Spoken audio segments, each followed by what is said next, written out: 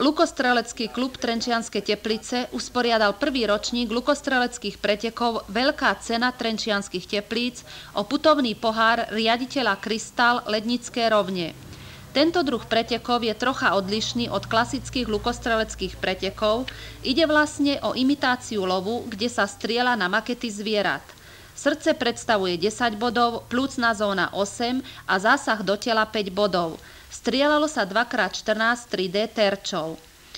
Putovný pohár riaditeľa Kristál Lednické rovne získal rohlíček Václav z Českej republiky, ktorý nastrieľal 256 bodov. Druhé miesto obsadil Židek Rastislav z Liptovského Mikuláša s počtom bodov 245 a tretie miesto Milan Nemec z Trenčianskych Teplíc, ktorý nastrieľal 240 bodov. Len pre zaujímavosť, luk je starý 50 000 rokov a je na 3. mieste po objavení reči a ohňa